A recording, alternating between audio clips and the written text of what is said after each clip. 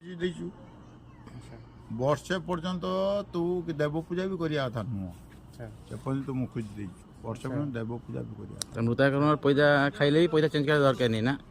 ମୃତାକରଣ ଖାଇଲେ ପଇସା ଚେଞ୍ଜ କରିବା ଦରକାର ଯିଏ ମୁଖା କିଣି ଦେଇଥିବ ନା। ତୁ ଆମେ ଯାଇ ଖାଇବା ନିମନ୍ତ୍ରଣ କଥା କରିଥିବ ଆମେ ନିମନ୍ତ୍ରଣ ଖାଇଲେ ବର୍ଷେ ପର୍ଯ୍ୟନ୍ତ ଠାକୁର ପୂଜା ବି କରିବା କଥା ନୁହଁ। ନା ଯେ ନିମନ୍ତ୍ରଣ ଖାଇବାକୁ ଯିବେ ସେମାନେ ପଇସାଟା ମାମୁଲି ଜିନିଷ ବ୍ରହ୍ମହଣ୍ଟି ଏଟା। ଆମେ ଯାହା କୋଶ୍ଚିନ୍ କରୁଛୁ ଆମେ ଯିଏ ଖାଇବାକୁ ଯିବ ସେ ଚେଞ୍ଜ କରିବେ ନାହିଁ ପଇସା।